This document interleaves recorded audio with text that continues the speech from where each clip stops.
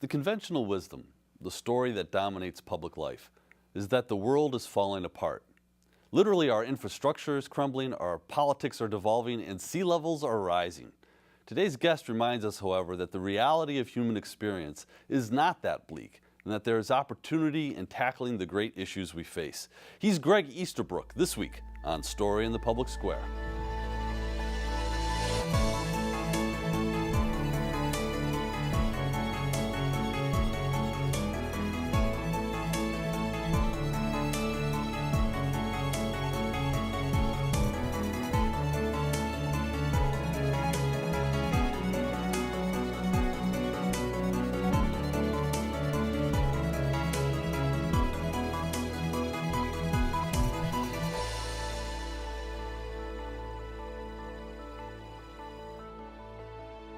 Hello and welcome to Story in the Public Square, where storytelling meets public affairs. I'm Jim Ludes from the Pell Center at Salve, Regina University. Alongside me is my friend and co-host, G. Wayne Miller of the Providence Journal. Story in the Public Square is an effort to study, celebrate, and tell stories that matter. To do that, we sit down every week with the best storytellers around, authors, journalists, filmmakers, and more, to make sense of the big stories shaping public life in the United States today. To help us this week, we're joined by Gregg Easterbrook, a veteran journalist with more than 40 years at The Atlantic. He is also the author of the recently published book, It's Better Than It Looks, Reason for Optimism in an Age of Fear. Gregg, thank you so much for being with us today. Thanks for having me. So, you've written a book that is contrarian to the current zeitgeist, right? There's a lot of fear, a lot of pessimism that's out there, but you make these assertions with a lot of data. What's the story you're telling? Well, think of what you just said, Jim, that it's contrarian to think that the United States is in good condition. That my book, It's Better Than It Looks, is about half about the United States, half about the larger world. The larger world is, of course, not every country, but most countries are doing better than people think too. But just the way we phrase the question, how dare you say that life is getting better?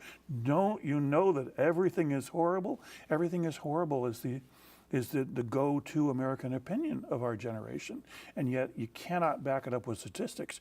You can back up the idea that not everything for everybody, but most things are getting better for most people. And then for example? Oh, the statistical case is overwhelming, and I'm happy to overwhelm readers with it, but just to name a few, all forms of pollution except for greenhouse gases, big distinction, but except for greenhouse gases, are in a generation-long cycle of decline. Violent crimes in a generation-long cycle of decline. You wouldn't believe this from cable news, but war worldwide is in a generation-long cycle of decline. Meanwhile, longevity is rising, education levels are rising, almost all forms of disease, including cancer and heart disease, are declining in rate, not just in the United States, but in most of the nations in the world. And material living standards keep rising. Buying power, despite what Uncle Bernie Sanders tries to tell you, buying power, even for the middle class, has been steadily rising for the last 25 years. We may not feel good about our lives, but that's a choice that we make. That's a subjective choice to decide to say, I don't want to feel good this morning. If you look at the objective barometers, almost all of them are positive for almost everybody. So is it really, I mean, are you being serious when you say that this is a choice that we're making to be glass half empty? Or are there other forces that are contributing to this, preference for pessimism? Well, the key thing to point out is that when I say that things are getting better and we ought to be optimistic, I don't mean that everything's fine. Of course I don't mean that. You'd be crazy if you thought that everything is fine. The world is full of problems. There are more problems coming. And when you say that most people are better off in most, well, to quote myself, most people are better off in most ways compared to any prior generation, I think that statement is factually bulletproof. Nobody has been able to dent it yet. But it's certainly true that there are many individuals, families that are suffering in very significant ways. So if you say that things are getting better mostly, you don't want to be complacent. The big difference between optimism and pessimism is if you're a pessimist, if you think the world is ending, which Donald Trump constantly says, if you think the country's going to hell, which was basically, I've just summarized his 2016 election campaign, if the country's really going to hell, then we should build walls around the United States. But if you're an optimist, if you think that most things are getting better for most people, then you also say, that means we can fix the things that are still wrong. Optimism fundamentally is the belief that things that are wrong can be fixed. And pessimism fundamentally is the belief that there's nothing you can do about the things that are wrong. And you know which of those two I'm going to choose, and you know which of the two I think the United States should choose. And these are not just assertions of yours. You back these statements up with cold statistical data, truth, facts. Well, you've seen it with 300 pages of. I was about to describe my own work as marching columns of data. You don't want to do that, Greg. I hope it's a little better written than that. But there's an It enormous. is, by the way. Thank you. Much better. There's an Much enormous amount of statistical data in the book, with sources. Almost all of it, all the controversial stuff, certainly, I attribute to academic or other serious government studies. So it's not, I'm not making this stuff up. You can show it with numbers. And yet, even though you can show with numbers that almost everything is getting better for almost everybody, we still believe that the country is falling apart. And especially people under 30, you go to campus. We're talking in Providence, Rhode Island, right near the magnificent Brown University and equally wonderful Providence College. You go on campus there, what are students being taught? That the world is falling apart, that the United States is horrible, that everything is terrible. People believe this despite the evidence all around them. You can see with your own two eyes that life gets better.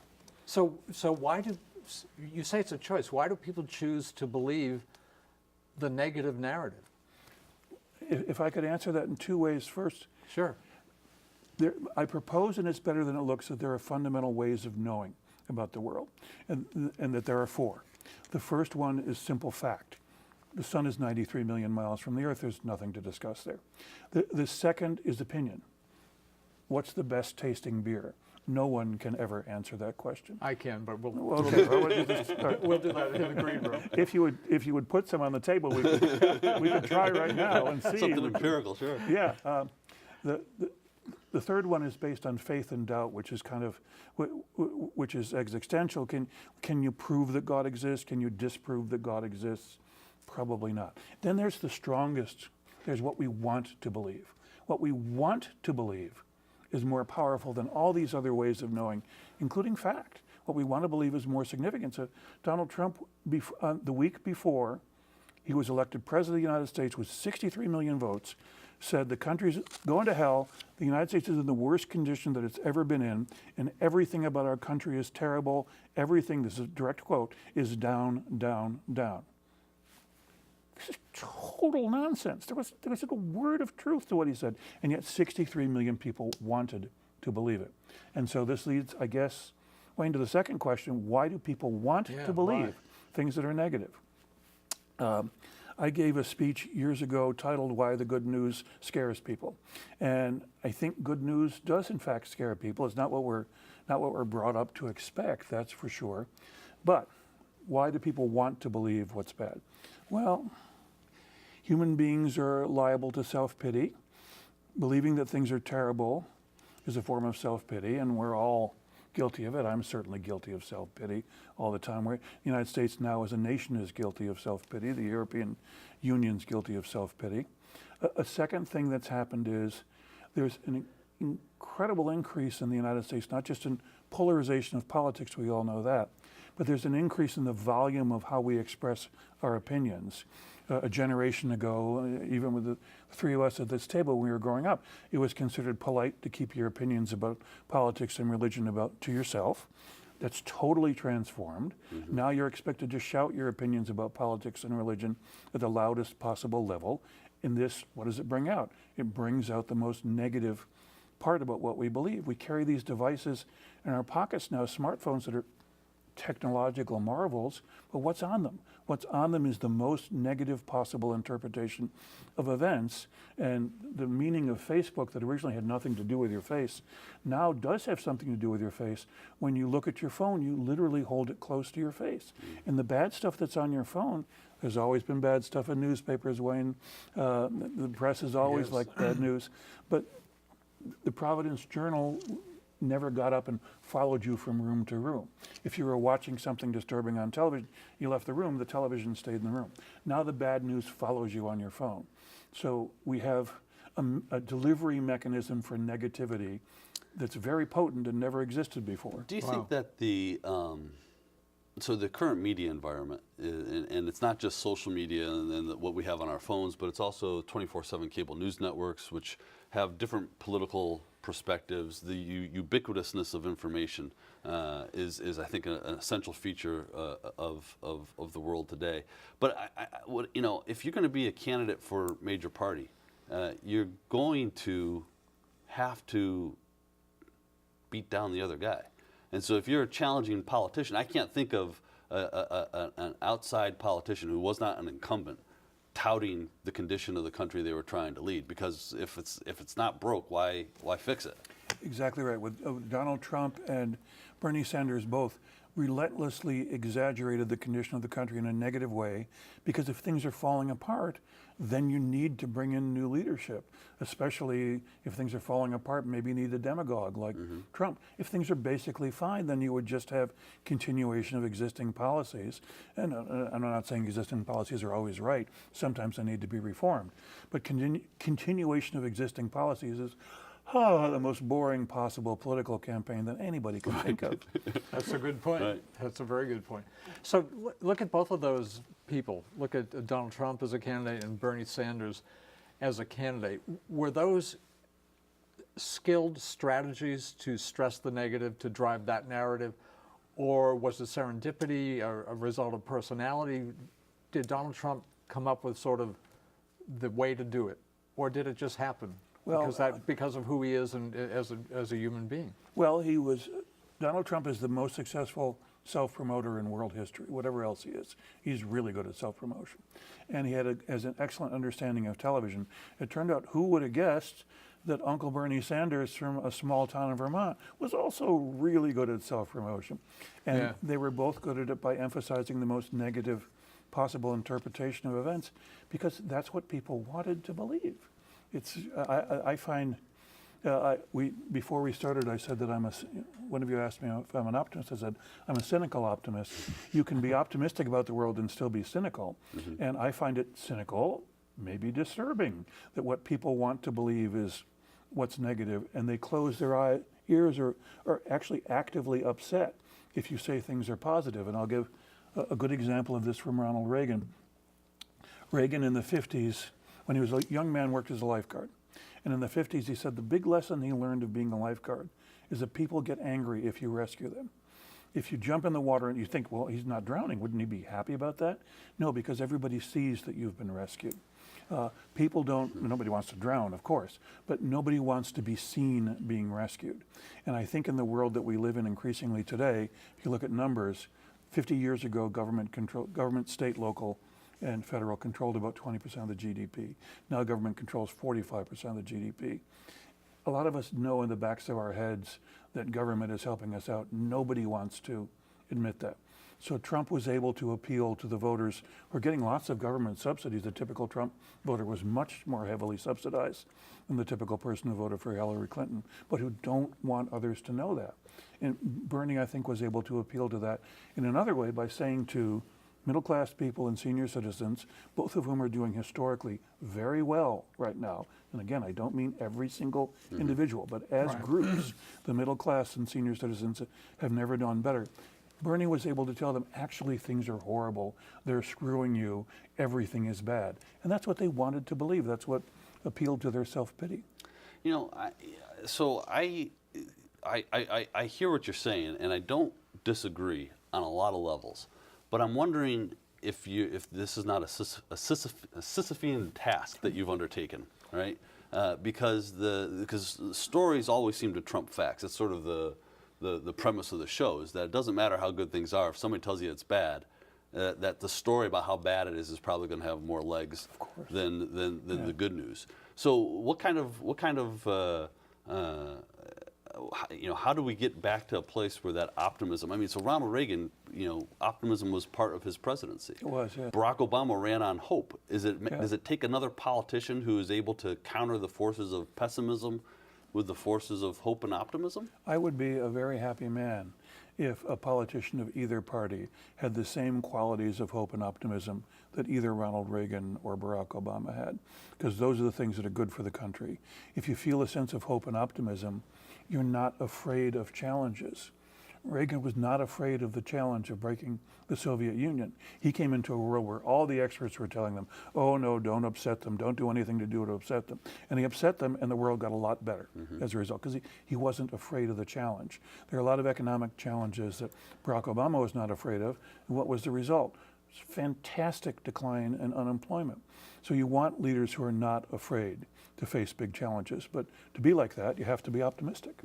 So this story of pessimism, of bad news and of negativity is certainly not confined to the United States. And No. your book deals with parts of the rest of the world. Talk about what's happening elsewhere where we're seeing sort of the same phenomenon playing out. Let's suppose this show still exists in 100 years. I'm sure it will. But We'll have robots like We'll have robots. They'll look exactly like us. I'm getting an upgrade. I don't mean you guys, but when Yeah. R2-D2 is talking to C-3PO in 100 years Yeah. on this show, they'll say, I can't believe when we look back on the year 2018, why the biggest and best and most important story in the world was totally invisible in the United States. And what that story is the decline of poverty in the developing world in the last 25 years. If I was going to publish a newspaper tomorrow morning, I could have the main headline of my newspaper, 135,000 people lifted out of poverty yesterday. And I could have, and I don't have to research that story because that's the average number for the last 20 years. I could have published that newspaper every single day for the last 20 years. I travel the world a moderate amount. I talk to people who do. The decline of extreme poverty in Asia and Africa is remarkable. And we don't even know it's happening in the United States. We can't see it here in America, but polling, you look at polling data as your second best choice. Polling data shows that in the United States and in the Western countries of the European Union, very similar to the US sociologically. When you ask people the question, is developing world poverty getting worse or getting better? On average, they say that developing world poverty has gotten twice as bad in the last 25 years. The correct answer is that it's halved, which is a hard word to say on TV, H-A-L-V-E-D, in the last 25 years. So the situation is actually 4 times better than polls show that people think it is. The decline of poverty in the developing world is the story number one of the last couple of decades, and most people literally don't know what's happening. And if you tried to do a story about it in a standard media format, most people would say, yawn, I'm not interested in that. Or they'd say, I don't believe it. Or I just don't believe it. Right. So just a tad of a digression here. What are some of the factors responsible for those numbers of people, those are large numbers, being Gigantic raised? numbers. I mean, they're huge numbers, Right. being raised from poverty daily. Most of the improvements have happened in China, which is a deeply crazy place. Practically anything could happen to China. Chinese government could collapse at any minute. A lot of things could go wrong there. But if you look back 25 years ago, China had a little over 1 billion people living in extreme poverty. Now it has almost no one living in extreme poverty. It's still a crazy place. They have terrible pollution, terrible corruption. They've got a long way to go. But what they don't have is people dying of starvation anymore. They've managed to all but eliminate poverty. India is surprisingly close to it. Parts of Africa are surprisingly close to eliminating extreme poverty. And if you had to pick out the one thing is probably that the developing world is doing a lot better internally. It has nothing to do with our help. Doing a lot better internally than you would guess. They get most of the credit. Number 2 is open, liberalized trade. The expansion of trade throughout the world that's accompanied the end of the Cold War. This is jumping off onto another topic, but remember the major nations of the world engaged in naval arms competition for 500 years. 50 years ago, the naval arms race just ended, stopped, dead cold. Where in Rhode Island, you're aware of what's going on the sea more than most people are. The end of the naval arms race allowed a fantastic increase in global trade, which moves almost entirely by water. And the increase in global trade has benefited mainly China, India, and parts of Africa. You know, Sorry for the long answer. No, it's a remarkable story that you're right is largely untold. Yeah. So, but as Wayne pointed out, this is not the focus on pessimism is not a uniquely American phenomenon. No, it's not. And you're right about the British experience with the Brexit vote. Why do so many voters across different political boundaries, whether we're talking about North America, we're talking about Europe, or wherever. Why do we continue? Is there something instinctive that draws us to the pessimistic view? Is it ignorance? Is it what's at play here? I certainly don't think it's ignorance. I think it's the wrong. I think it's that we have been barraged with negative messages, and attempts to barrage people with positive messages, which I'm engaged in right now, haven't gone as well as they should, or most major news organizations are not interested in positive messages. But if you think of the Brexit vote happening at approximately the same time that Donald Trump was elected, almost everything that you could say about the United States, you could also say about the United Kingdom. Living standards have never been higher. Personal liberty has never been higher. Millions of Britons died in cataclysmic European wars in recent generations. Essentially, no one's died in war in the current generation. You would think that Britons would be very happy about their condition, but they weren't. They were angry. They wanted to close away those evil foreigners that their phones, at least, convinced them were flooding their country. Mm-hmm. And we have the same. I think there's two things going on with how Britain and the United States feel bad about these things. One is the intense negativity of what's on our phones. The second is a fundamental misconception that we need to clear up. We think America is the strongest, most powerful, and I think the best country in the world. But because we're number one, we think we should get anything we want any time. And there's just no way we're going to get exactly what we want all the time.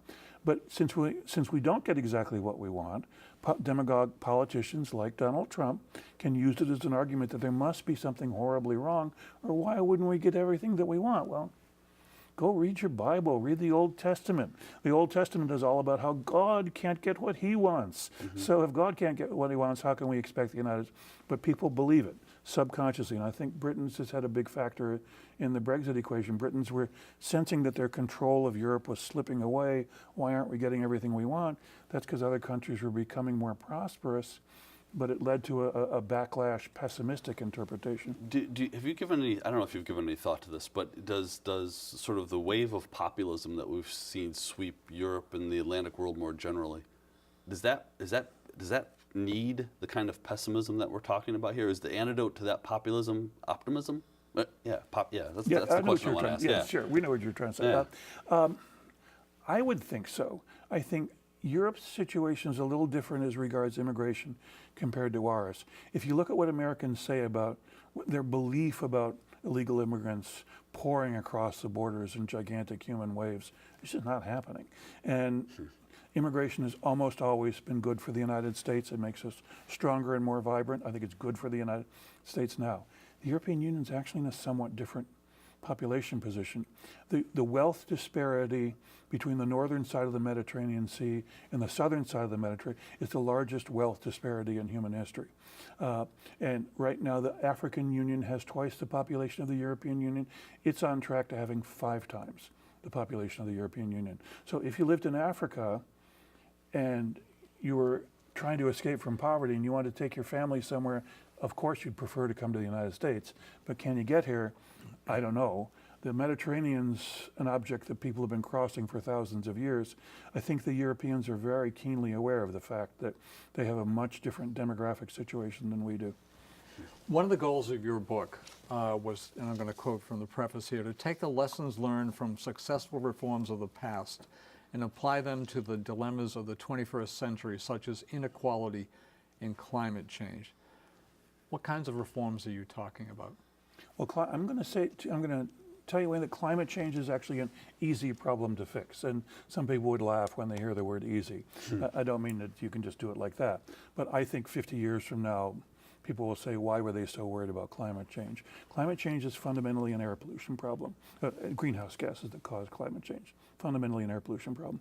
In the past 2 major air pollution problems, smog and acid rain, were both fixed much faster and much more cheaply than anybody ever would have guessed. That's a good point. You read commentary of the 1970s, Los Angeles was close to uninhabitable. They were having 125 stage 1 ozone alerts, but no older person can live in And acid rain was killing all the aquatic life and freshwater ponds across the country. Yeah, Frogs were growing 18 heads and whatever. yeah, and I'm exaggerating, but you get the and point. no, you're really not exaggerating. The Appalachians, everybody expected the Appalachians to be dead by now. Everybody expected the Black Forest region at the center of Europe to be dead by now. Both those problems were fixed. Los Angeles has not had a stage 1 smog alert in 6 years. Wow. As opposed to 125 per year. And the Appalachian forests have never been healthier than they are today. So these two things, smog and acid rain, were both fixed, and there's no international treaty on either of those subjects. The fixes turned out to be a combination of technical and business model. The United States invented both, and we gave them away, which is, we're a generous country, and other nations picked up our fixes because it was in their self-interest to do so. I think the same thing's going to happen with greenhouse gases. Now, inequality is a much tougher nut to crack. It's been rising for a generation. There's this philosophical argument of if the rich get richer, but the average person gets somewhat better off, is that really bad? We could have that philosophical argument, but I would leap to my conclusion in my book that inequality is terrible for the United States. It's the greatest ultimate threat to our society. I hate to leave this on a pessimistic note. Oh no, we're stuck on pessimism. We're out of time. But it can be fixed. There you go. All right. Gregg Thank Easterbrook, you. it's better than it looks. Thank you so much for being with us. That's all the time we have this week, but if you want to know more about Story in the Public Square, you can find us on Facebook and Twitter, or visit pellcenter.org, where you can always catch up on previous episodes. For Wayne, I'm Jim. We hope you'll join us again next time for more Story in the Public Square.